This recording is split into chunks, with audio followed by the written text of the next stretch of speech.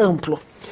Você levantou um aspecto interessante que me pareceu bastante novo.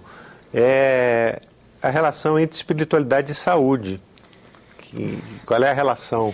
Então, que você falou que as pesquisas vêm demonstrando uma relação positiva entre as duas coisas. Exatamente. Né? Se você hoje entrar no Medline, que é o arquivo, né, a rede de pesquisa científica na área de saúde, né, na internet, você vai constatar ali mais de 15 mil artigos científicos que tratam de pesquisa mesmo, empírica, com evidências empíricas, que tratam desse impacto positivo da espiritualidade da saúde. De que maneira?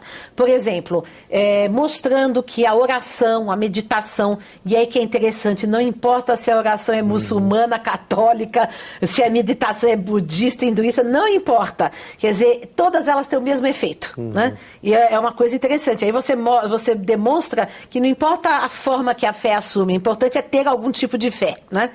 Então, por exemplo, melhora a qualidade de vida, longevidade maior, né? Menor estresse, o que mais? Enfim, aumenta o sistema imunológico, o funcionamento do sistema imunológico. Há várias pesquisas demonstrando isso. Né?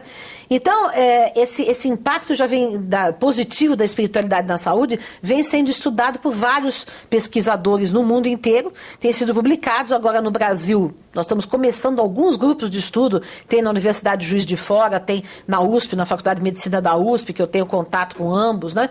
Então, são grupos que estão começando no Brasil, mas que já estão reproduzindo pesquisas que estão sendo feitas já há 30 anos no mundo. Então, se já temos esses dados que favorecem a ideia de que a espiritualidade faz bem, ao contrário do que se achava antes, que fazia mal, né? O Freud achava que produzia neurose, né? O Marx achava que alienava, né?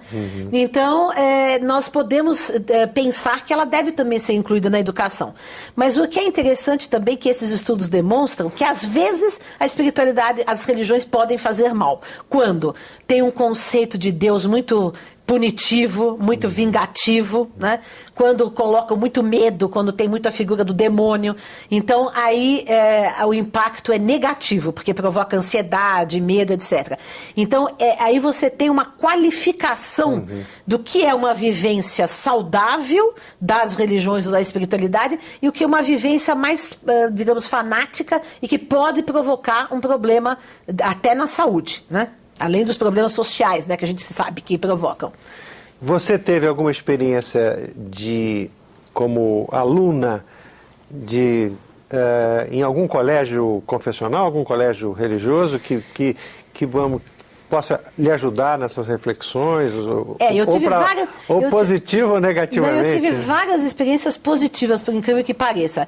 Eu sou de família espírita, kardecista, e, no entanto, sempre estudei em colégios católicos, de freiras, e foi uma coisa incrível, porque sempre fui muito respeitada por essas educadoras que eram religiosas, com quem estabeleci sempre os melhores vínculos afetivos, né? E que sempre respeitaram a minha posição, nunca tentaram me converter, e com quem eu mantive relação até mesmo muitos anos depois de sair do colégio, né? Então, eu acho que isso foi um exemplo importante que eu tive na vida, né? Que hoje eu estou trabalhando nesse diálogo entre as religiões, nessa aproximação entre as pessoas, e eu mesma vivenciei isso com muitas pessoas de várias religiões que tiveram essa atitude comigo, né? Foi positiva a experiência. Foi positiva. De que trata o seu livro Educação e Espiritualidade, Interfaces e Perspectivas? Livro que foi organizado por você com vários autores, inclusive autores internacionais. Eu pediria para a técnica, enquanto ela responde, colocar aí o site da editora para quem quiser ter acesso ao livro, poder acessar via internet. Então, esse livro ele foi resultado do primeiro Congresso Internacional de Educação e Espiritualidade que nós promovemos em São Paulo, no Centro de Convenções Rebouças, né? Esse foi realizado agora em setembro de 2010, esse congresso. E nós publicamos o livro com todos os que participaram, todos os palestrantes nacionais e internacionais, de várias origens. Então, o livro ele tem 3 eixos, né? O primeiro eixo é saúde e espiritualidade. 17, justamente trazendo essas pesquisas que estão sendo feitas no mundo, né, sobre a questão do impacto positivo.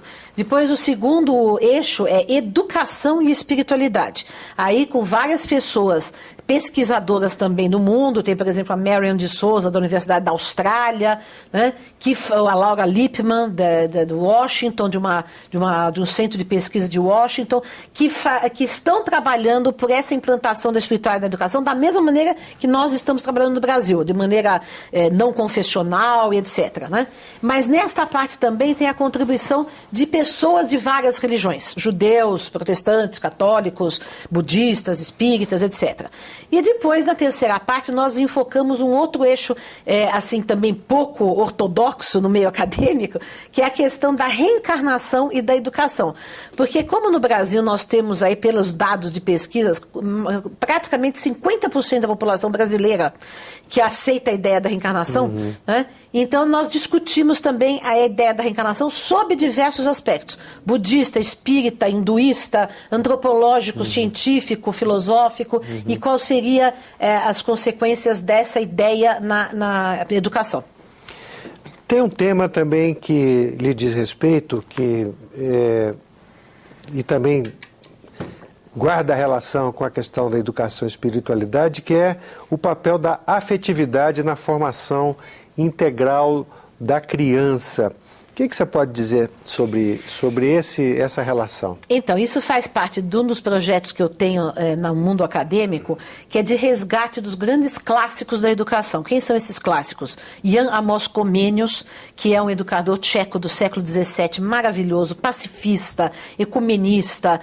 Por exemplo, a ideia da ONU é dele. Né? De um organismo internacional pela paz. Enfim, ele era um homem muito à frente do seu tempo.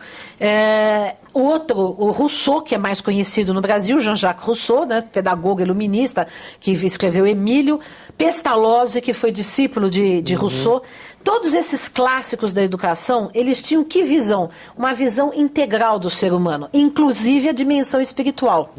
E qual era, digamos assim, a base que eles propunham, principalmente o Pestalozzi trabalhou muito isso na prática, na teoria, para se acessar esse ser humano integral e para desenvolvê-lo plenamente? É uma base afetiva, ou seja, a relação de amor pedagógico, de afeto entre educador e educando, no sentido de que esse afeto, esse vínculo é que vai promover um desenvolvimento integral do educando. Quando a gente fala integral, envolve biológico, cognitivo, social, político e espiritual. Né? Muito obrigado, então, a Dora Encontre, educadora, jornalista, pesquisadora de um tema bastante interessante, que é a religiosidade, a espiritualidade e a educação, e também a afetividade na educação infantil, especialmente. Muito obrigado. Eu que agradeço, prazer estar aqui com vocês, viu? Muito obrigado por esses esclarecimentos, Dora, por essas informações sobre uma área tão interessante, tão curiosa, tão inovadora. Muito obrigado também a você que nos acompanhou até agora. Se tiver alguma informação, alguma observação, alguma crítica a este ou outros programas da TV Senado, você pode acessar a nossa página na internet, que é www.senado.gov.br/TV. Muito obrigado, até o próximo encontro.